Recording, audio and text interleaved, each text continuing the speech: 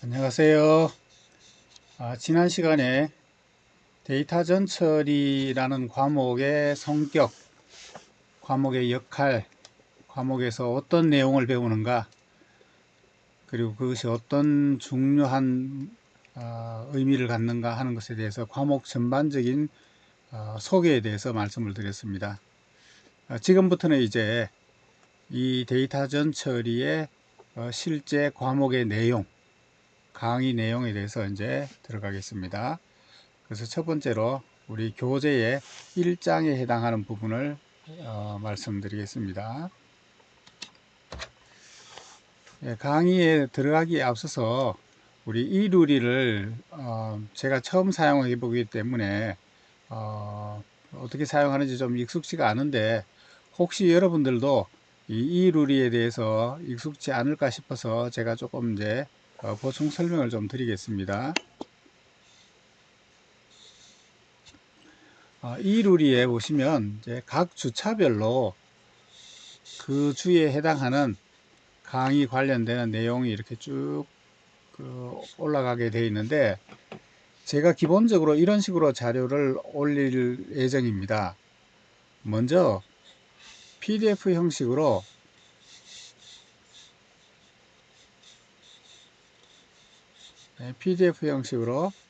강의 자료를 일단 제가 먼저 올리겠습니다. 그래서 강의 속에 슬라이드 자료를 먼저 올리면, 여러분들이 이 슬라이드 자료를 뭐 교재처럼 내지는 여러분들이 강의 들으실 때 강의의 참고 자료로 생각을 하시고 이 PPT 파일을 활용을 하시면 될 것 같습니다. 제가 기본적으로 동영상 촬영을 이 슬라이드 자료를 가지고 그대로 동영상 강의 자료를 만들기 때문에, 여러분들이 이 슬라이드 자료를 가지고 동영상 강의를 들으시면 아마 강의 듣는데 좀 도움이 되지 않을까 생각합니다. 이 강의 자료를 가지고 촬영한 동영상 강의가 그 아래쪽에 이렇게 들어갈 겁니다. 이렇게 해서 이 자료와 동영상 내용이 이제 하나의 세트를 이루고요. 그 다음에 다시 다음 강의 자료를 그 다음으로 이렇게 올리겠습니다. 그러면 이제 요것을 마찬가지로 여러분 그 다음에 나오게 될 강의 동영상에 대한 강의 자료라고 생각하시고 활용을 하시면 되는데, 이 강의해야 될 내용이 좀 많을 경우에는 제가 몇 차례로 이렇게 좀 나눠서 여러 개의 동영상을 차례대로 올리겠습니다. 그러면 이제 요 강의 자료에 해당하는 동영상이 이렇게 이제 여러 개가 차례대로 있다. 어떤 경우에는 두 개, 어떤 경우에는 세 개, 네 개 이렇게 되겠습니다. 그래서 차례로 강의 동영상을 들으시는데 요 강의 자료를 활용하시면 되고요. 그리고 그 주차에 과제물이 있을 경우에는 제가 기본적으로 한 챕터가 끝나면 그 챕터에 대한 간단한 질문을 올리는 이 과제물을 올리겠습니다.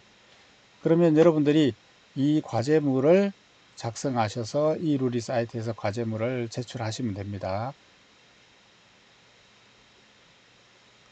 이 과제물이 각 챕터가 끝날 때마다 한 번씩 올릴 계획이기 때문에 여러분들이 요 챕터에 해당하는 부분에 대한 과제물을 하시면 되는데, 경우에 따라서 그 챕터의 동영상 강의를 다 안 들으신 상태에서도 과제물이 올라갈 수 있습니다.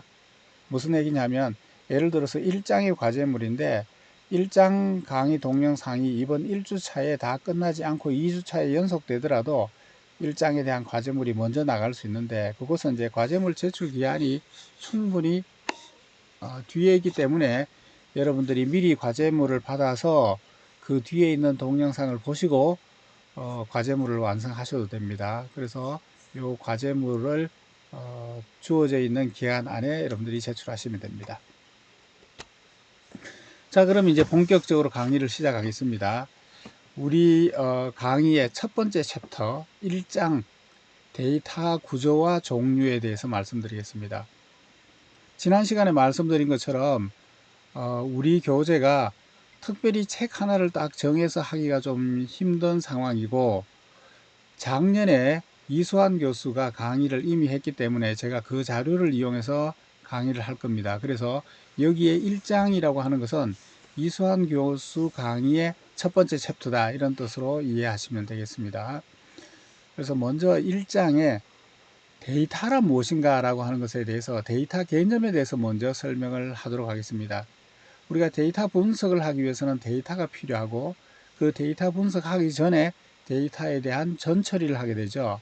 그래서 데이터 전처리를 하기 위해서는 데이터라고 하는 것이 무엇이냐, 데이터가 어떤 형태로 되어 있느냐, 그게 컴퓨터에 어떻게 표현되고 어떤 종류가 있는가 하는 것을 이해해야 그런 각 종류, 그런 데이터 타입, 그런 구조에 맞춰서 데이터에 대한 전처리를 하게 될 것입니다. 그래서 이 1장에서는 데이터라고 하는 것이 무엇인가, 그리고 어떤 종류와 어떤 구조가 있는가 하는 것에 대해서 설명을 드립니다. 데이터에 대해서 먼저 이해하고는 내용을 1장에서 배웁니다. 여기 목차는 1장에 들어있는 주요 내용에 대한 겁니다. 1장에서는 첫 번째로 데이터라고 하는 것이 뭐냐, 데이터에 대한 개념을 이해하자, 데이터에 대한 정의, 데이터의 개념에 대해서, 데이터의 의미에 대해서 먼저 소개를 하고, 그리고 그 데이터가 어떤 구조를 갖는가, 데이터가 굉장히 다양한 구조를 갖습니다. 그래서 데이터에 대한 구조에 대해서 설명을 드리고, 그리고 그 데이터의 종류에 대해서 설명을 드리도록 하겠습니다. 그래서 1장에는 이 세 가지에 대해서 설명을 하는데, 그 첫 번째로 데이터라고 하는 것은 무엇이냐, 데이터에 대한 정의, 개념에 대해서 먼저 설명을 드리겠습니다. 데이터라고 하는 것의 의미, 데이터가 무엇인가 라고 하는 것을 이해하는 것이 데이터 전처리에 제일 기본적으로 필요하겠죠. 사실 이 데이터라고 하는 것은 굉장히 다양하게 사용됩니다. 여기 지금 복잡한 그림이 나와 있습니다만, 이 데이터들은 경영학 분야에서 사용되기도 하고, 화학 분야에 사용되기도 하고, 생물 분야에 사용되기도 하고, 여러 분야에 사용되고, 그 데이터가 각 분야마다 이해하는 바가 조금씩 다를 수가 있습니다. 그리고 그 형태가 조금씩 다를 수 있습니다. 그렇기 때문에 이 데이터라고 하는 것은 굉장히 다양하고 어떤 의미에서는 복잡합니다. 그렇기 때문에 데이터에 대한 개념, 데이터에 대한 의미가 무엇인가 하는 것을 분명하게 알고 가는 것이 필요합니다. 이 데이터라고 하는 단어는 어떻게 유래되었는가? 이 데이터라고 하는 단어는 원래 라틴어 단어의 데이툼이라고 하는 단어의 복수 형태가 데이터라고 하는 단어입니다. 그래서 라틴어에서 유래되었다라고 하는 거죠. 라틴어의 데이툼이라고 하는 것의 뜻은 선물, 프레젠트, 기프트, 이 선물이라고 하는 뜻이라고 합니다. 혹은 데빗, 현찰, 현금이라고 하는 뜻이라고 합니다. 오늘날 이 데이터를 빅데이터 시대에, 인공지능 시대에 이 데이터는 미래의 원유와 같다. 원유에서부터 휘발유도 만들고 경유도 만들고 여러 가지 화학 제품을 만드는 원재료가 되죠. 그 석유 원유와 마찬가지로 이 데이터라고 하는 것이 인공지능 시대에 여러 가지 제품, 여러 가지 기술, 여러 가지 시스템을 만드는 원재료가 된다라고 하는 의미에서 데이터가 미래의 원유다, 뭐 이런 말을 쓰는데, 원래 데이터라고 하는 단어 자체가 상품, 선물 혹은 현금, 이런 뜻을 가지고 있다고 합니다. 그런 의미에서 이 데이터라고 하는 것은 굉장히 유용하고 다른 어떤 중요한 가치를 만들어내는 수단이 된다라고 하는 것이 이제 원래 단어가 가지고 있는 뜻이다라고 하는 것을 알 수가 있죠. 그리고 이 데이터라고 하는 것은 데이툼이라고 하는 이 라틴어의 복수형이기 때문에 이 데이터라고 하는 단어는 복수형으로 취급됩니다. 그래서 데이터라고 하는 단어 자체가 복수 형태다라고 하는 거죠. 그렇지만 이 데이터가 워낙 자주 사용되다 보니까 하나의 고유명사처럼 되어서 영어 문장에서 이 데이터가 단수로 취급되는 경우도 가끔 있습니다만, 기본적으로는 데이터라고 하는 단어는 복수형 단어다라고 하는 겁니다. 자, 이 데이터라고 하는 단어의 뜻이 무엇이냐? 데이터라고 하는 단어의 정의, definition이 뭐냐라고 하는 것을 보면 여러 가지, 오른쪽에 그림에 보시게 되면 여러 분야에서 이 데이터를 사용을 하고 있죠. 이 각 분야마다 데이터라는 단어를 사용할 때 조금씩 다른 의미로 사용될 수 있습니다만, 이 다양한 관점에서의 데이터의 정의를 한번 살펴봄으로써 데이터라고 하는 단어가 무슨 뜻이냐라고 하는 것을 한번 이제 종합적으로 설명을 좀 드려보고자 합니다.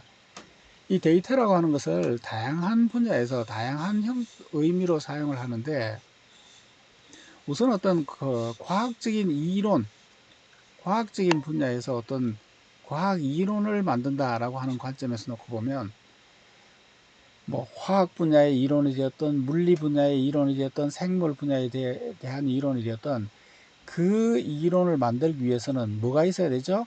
그 이론의 근거가 되는, 그 이론의 기초가 되는 데이터가 있어야 되겠죠.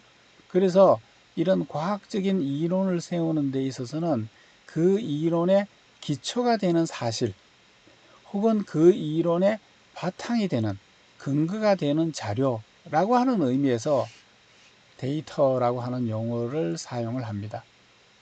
그래서 데이터라고 하는 이 용어의 어떤 과학적인 분야의 정의는 그 과학 분야의 이론을 세우는데 기초가 되는 사실 또는 바탕이 되는 자료라고 그렇게 이제 정의를 할 수가 있겠죠.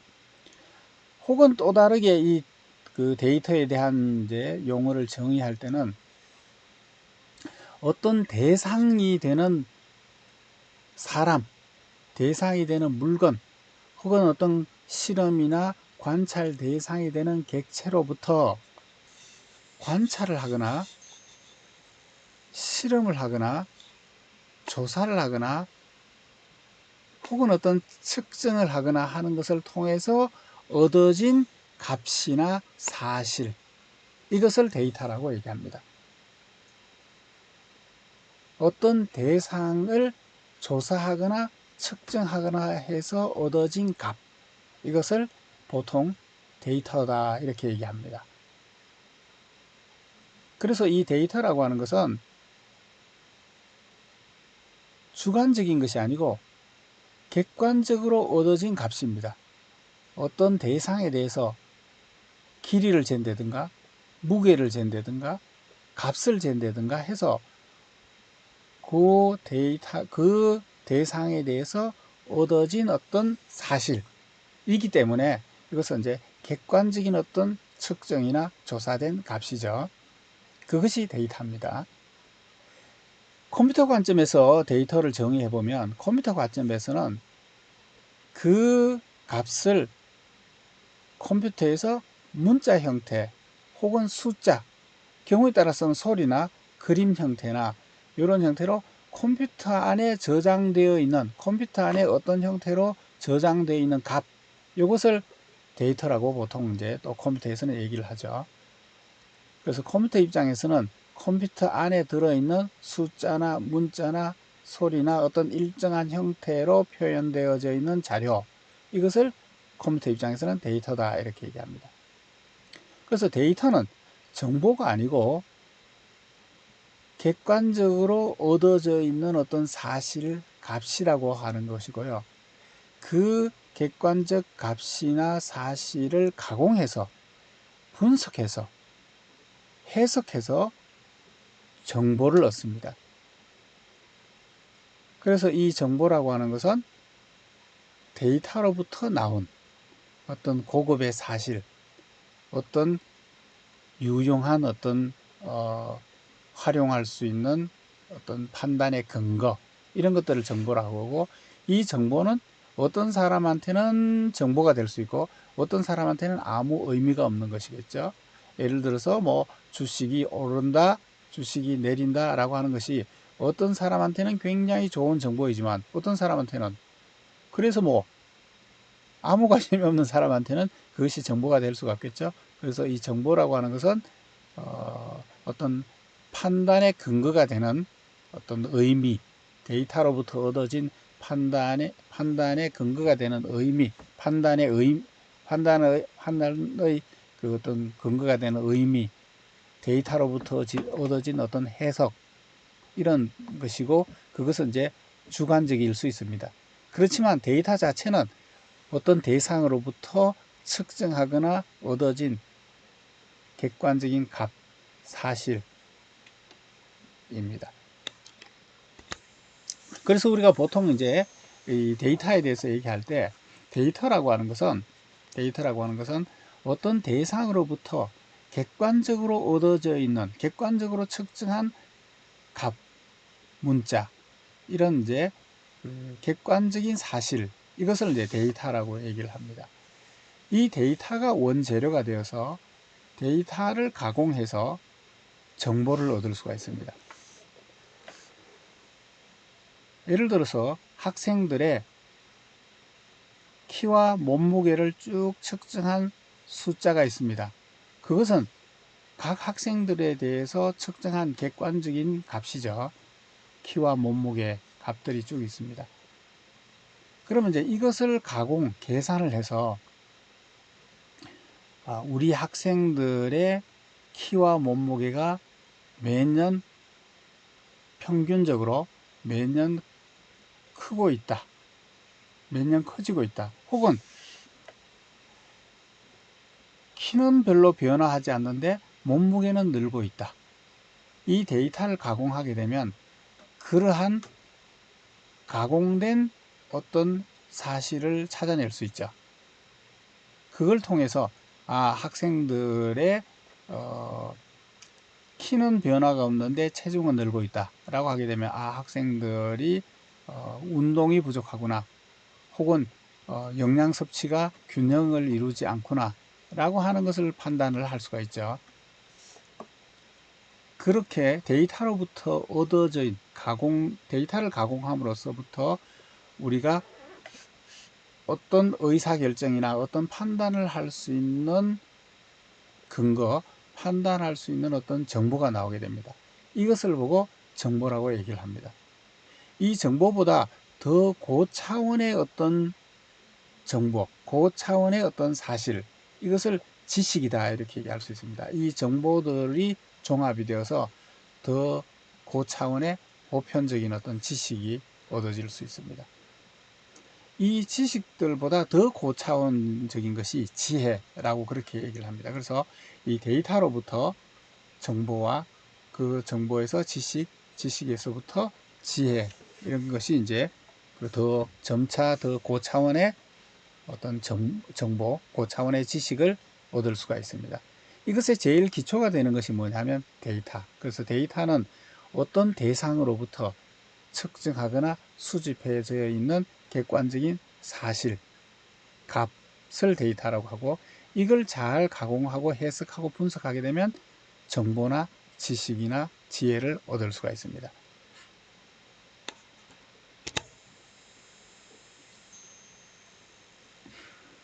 자, 이 데이터라고 하는 것에 대한 정의, 데이터라고 하는 것에 대한 의미를 각 분야마다 서로 다르게, 각 분야마다 조금 다른, 각 분야마다 이해하고 사용하는 것이 조금 이제 차이가 있습니다. 그래서 지금부터는 이제 각 분야마다 이 데이터라고 하는 것을 어떻게 이해하고 있는가, 이 데이터에 대해서 어떻게 정의하고 있는가 하는 것을 한번 살펴보고자 합니다. 그 첫 번째로 어떤 이론을 만드는, 과학적 이론을 만드는 어떤 연구를 하는 관점에서, 연구에서 어떤 이론이나 이런 그것을 만들기 위한 그런 연구 방법론적인 관점에서 데이터라고 하는 것은 어떤 의미로 사용되는가. 아까도 말씀드린 것처럼 이런 이론을 만들기 위해서 이 이론은 어떤 데이터로부터 이론을 만들게 되는 거죠. 그래서 그 연구에, 그 이론을 만드는데 기초가 되었던, 그 연구에 직간접적으로 이용되는 일체의 기초 자료, 그것을 연구 방법론적인 측면에서는 데이터다, 이렇게 얘기를 합니다. 어떤 이론이 잘 만들어져 있는 이론인가, 그 이론이 올바른 이론인가 아닌가라고 하는 것을 결정짓는데 이 데이터가 얼마나 정확했느냐라고 하는 것이 굉장히 중요하겠죠. 그래서 그 이론이 얼마나 잘된 이론이냐, 그 연구 결과가 얼마나 유용하냐라고 하는 것은 그 자료의 질적인 어떤 것이 적절했는가, 그 자료가 정확하고 객관적이고 충분했는가라고 하는 것이 이 이론을 만드는데 굉장히 중요한 근거가 되겠죠. 이 연구 방법론적인 이 연구를 하기 위해서는 그 연구에 필요한 자료들을 수집하게 되는데 이 자료를 여러 가지 방법으로 수집을 할 수가 있습니다. 그래서 자료들이, 데이터가 어떻게 수집되는가, 어떤 종류의 데이터들이 만들어지는가 하는 걸 이해하기 위해서 이런 우리가 연구를 할 때 자료를 어떻게 수집하는가 라고 하는 자료의 수집 방법을 한번 보겠습니다. 자료의 연구 방법을 할 때, 연구를 할 때 자료를 우리가 확보하는, 자료를 수집하는 방법에는 이와 같이 여러 가지 방법이 있습니다. 우선 이제 어떤 방법으로 연구 자료를 만들 수 있냐면 설문지, 질문지를 사람한테 줘서 그 질문지를 작성하게 하는 방법입니다. 그래서 각 사람들마다 설문지 또는 질문지에 답을 이렇게 쭉 달게 된 그 결과가 이제 데이터가 되겠죠. 근데 이 질문지를 사용하는 방법은 글을 모르는 사람들이나 글을 사용하기가 좀 곤란한 사람들한테는 이 질문지로 데이터를 확보하기가 좀 어렵겠죠. 그렇지만 이제 그 질문지를 작성하게 되면 쉽게 이제 데이터를 확보할 수 있다는 장점이 있습니다. 그 다음 또 하나는 어떤 실험 장비나 어떤 실험을 통해서 그 실험의 결과로 나오는 데이터를 우리가 또 수집을 할 수가 있죠. 요건 어떤 과학적인 어떤 실험 방법에 따라서 데이터를 확보할 수가 있습니다. 이 경우에는 이제 윤리적인 문제가 발생할 수 있다라고 하는 단점이 있습니다. 즉 실험이나 과학적인 어떤 연구를 통해서 데이터를 생성하는데 경우에 따라서는 그 실험이나 어떤 과학적인 그런 조사들이 윤리적으로는 좀 문제가 있을 수 있는, 그래서 그건 이제 이 실험은 윤리적인 어떤 그런 그걸 떠나서 자기 나름대로의 실험 방법이나 실험 장비로부터 데이터가 얻어지는 방법, 요게 데이터를 수집하는 또 하나의 방법이 되겠습니다. 그 다음에 또 하나는 이제 면접을 통해서 그 사람을 면대면으로 만나서 직접 물어보고 직접 답을 얻고 이렇게 어떤 그 면접을 통해서 만나서 물어보고 답을 얻은 것을 이제 모으면 그것이 데이터가 될 수가 있겠죠. 그래서 면접을 통해서 데이터를 수집하는 방법도 있겠습니다. 좀 비용이 많이 들긴 하지만 질문지, 설문지를 작성하는 것보다는 조금 더 깊이 있게 그 조사 대상이 되는 사람에게 좀 더 깊이 있게 그 사람에 맞춰서 다양하게 질문을 추가적으로 해볼 수가 있겠죠. 그 다음에 또 하나는 이제 참여 관찰 방법으로도 데이터를 모을 수가 있겠습니다. 면접을 통해서 물어보고 답을 얻는 것이 아니라 어떤 액티비티, 수업이든지 아니면 운동이든지 어떤 활동을 사람들이 자연스럽게 일상생활에서 하게 하고 데이터를 수집하는 사람이 그것을 이제 관찰하는 거죠. 관찰하면서 자기가 관찰한 바를 기록하면, 수집하면 그게 이제 참여 관찰법이 되겠습니다. 이렇게 하게 되면 현장에서 어떤 일이 일어날지 잘 알지 못하는 이런 이제 상황이 있을 수 있습니다만 자연스럽게 현장에서 생활하는 그 생생한 자료를 수집할 수 있다라고 하는 그런 장점이 있겠죠. 그 다음에 또 하나는 이제 사람으로부터 직접 자료를 얻는 것이 아니라 책이나 논문이나 이런 문헌을 읽고 그 문헌 안에 있는 내용을 토대로 자료를 수집할 수 있겠습니다. 이렇게 하게 되면 사람을 만나서 설문지를 해서 관찰해서 이렇게 수집 안 해도 되기 때문에 시간과 공간의 제약을 극복할 수 있다라고 하는 장점이 있긴 합니다만, 그 문헌 자체가 그 담고 있는 내용이 정확하냐 올바르냐라고 하는 그런 이제 그 의문이 있을 수 있죠. 그래서 문헌이나 그 연구 자료가 논문이 정확해야만 의미가 있는 방법, 이게 이제 문헌 연구법이 되겠습니다. 그래서 우리가 연구를 할 때, 어떤 이론을 할 때 그 연구에 이론을 수립하는 데 필요한 자료들을 이렇게 다양한 방법으로 수집을 할 수가 있겠습니다. 그 다음에 이제 이런 그 수집된 데이터들을 성격에 따라서 분류를 한번 해보면, 이 데이터들을 크게 4종류로 구분할 수 있다, 이렇게 얘기를 합니다. 이 4종류가 하나가 생애 데이터, 라이프 데이터라고 해서 L 자료라고 이렇게 얘기하고요. 그 다음에 관찰 데이터, observation, 관찰을 해서 얻어진 데이터, 그리고 검사, 테스트에서 얻어진 데이터, 그리고 마지막 4번째가 자기 스스로 셀프 디스크라이빙한, 자기 스스로 작성한 데이터, 이렇게 4가지 종류로 데이터의 종류를 구분할 수 있겠습니다. 우선 첫 번째로 생애 데이터 L 자료는 어떤 사람이나 사물이나 어떤 대상에 대해서 지속적으로 통사적으로 어느 일정한 시간 동안 지속적으로 그 히스토리를 기록을 하는 거죠. 어떤 라이프타임, 생애의 데이터를 조사하는 거죠. 이렇게 하게 되면 한 대상에 대해서 어떤 히스토리를 알 수가 있는 거죠. 특히 어떤 그 특정 개인을 대상으로 어떤 임상을 했다든가 치료를 했다든가 혹은 그 사람의 어떤 교육 과정과 그 성취도를 살펴본다든가, 이렇게 해서 어떤 사람이나 대상을 토대로 시간이 진행되어 감에 따라서 생긴 데이터들을 모아놓은 것, 그것을 생애 데이터라고 얘기합니다.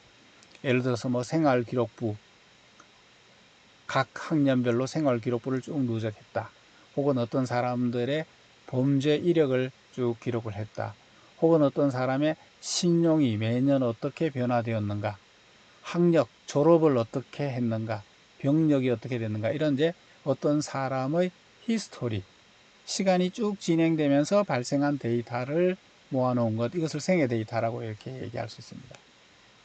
이 데이터는 객관화된 어떤 사실을 기록한 데이터지만 이게 개인정보이기 때문에 이것을 이제 공개적으로 이용하는데 한계가 있을 수 있죠. 그래서 어쨌거나 데이터의 종류는 이렇게 생애 데이터가 하나의 데이터 종류가 되겠습니다. 그 다음에 관찰 데이터는 어떤 대상을 실험하거나 측정하거나 관찰을 통해서 얻어진 데이터, 이걸 관찰 데이터다, 이렇게 얘기할 수 있습니다. 어떤 숙련된 관찰자 혹은 연구자 혹은 어떤 대상을 잘 알고 있는 어떤 친지나 관계자들이 그 대상을 관찰해서 얻어진 값, 이것을 관찰 데이터라고 하는 거죠. 그래서 직접 면접을 통해서 할 수도 있고 혹은 어떤 활동에 참여해서 할 수도 있고, 그래서 어쨌거나 대상에 대해서 관찰을 해서 얻어진 데이터, 이것을 관찰 데이터라고 할 수 있겠습니다. 경우에 따라서는 그 사람을 직접 면담하거나 관찰하지 않더라도 주변 사람이 그 사람이 이런 사람이야 라고 증언을 해준다든가, 혹은 CCTV 영상이나 이런 걸 통해서 이 사람이 어떤 식으로 활동했는가 라고 하는 것을 얻는 것도 이 관찰 데이터의 한 종류라고 할 수 있겠습니다. 그 다음에 이제 실험 데이터, 실제 이제 실험을 통해서 어떤 측정을 통해서 얻어진 데이터, 이걸 검사 데이터라고 할 수 있습니다.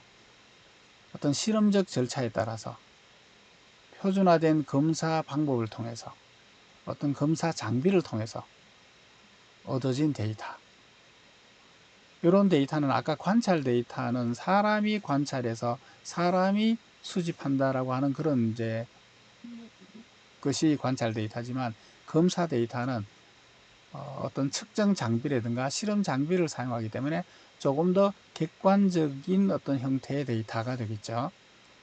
보통 이제 대중 매체 TV나 이런 데서 과학자들이 이런 결과를 얻었다, 이런 데이터가 있다, 뭐 이렇게 이제 이렇게 발표하는, 손에 들고 있는 이런 도표들이나 이런 데이터들은 대개 이런 이제 검사 데이터를 기준으로 이제 그런 결과를 발표하는 경우들이 대부분입니다. 그래서 어쨌거나 좀 더 객관적이고 좀 더 어떤 수치화된 정확하게 측정된 데이터, 검사 장비, 검사 절차에 따라서 만들어진 데이터, 이걸 검사 데이터라고 합니다.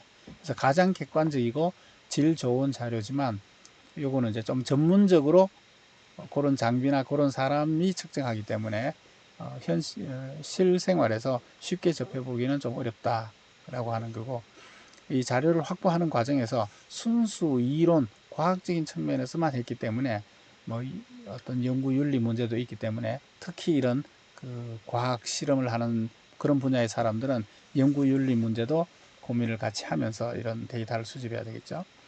그 다음에 또 하나는 이제 자기 스스로 만든 데이터입니다. 자기 보고 데이터. 그래서 어떤 정보를 얻을 때 그 대상이 직접 작성하고 그 대상에게 직접 물어보고 얻어진 그 대상으로부터 직접 얻어진 데이터, 이것을 자기 보고 데이터라고 하겠습니다. 이것은 이제 물어보고 얻거나 자기 스스로 답을 하거나 해야 되기 때문에, 이런 자기 보고 데이터는 사물이나 뭐 이런 것들에서는 얻을 수가 있는 것이 아니고 이제 사람을 주 대상으로 해야 되겠죠.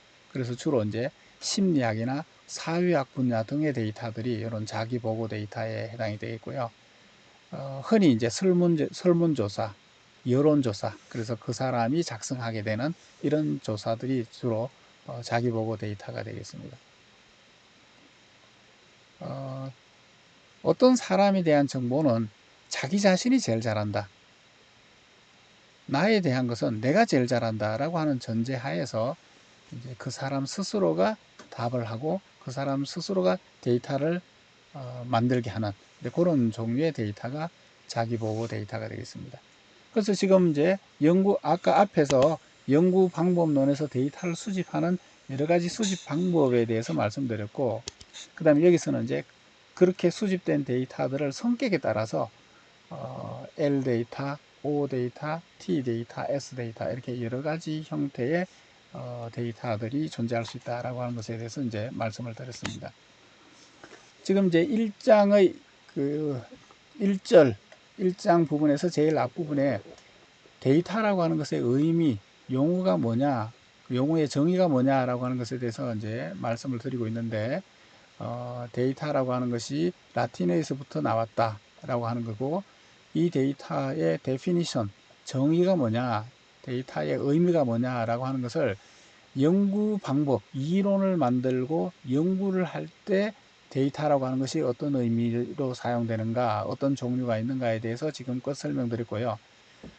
이어서 이 동영상을 마치고 다음 동영상에서 이어서 이 데이터를 컴퓨터 분야에서는 어떻게 정의하고 사용하느냐, 그리고 경영학 분야에서는 어떻게 사용하느냐에 대해서 이제 말씀드리고, 그리고 이 다양한 분야에서 사용하는 이 데이터들을 이제 종합해서 데이터가 어떤 유형, 어떤 형식이 있는가라고 하는 것하고, 그 데이터들이 많이 모여 있는 이 데이터의 집합을 우리가 설명할 때 데이터의 집합이 갖는 특성에 대해서 말씀드리도록 하겠습니다.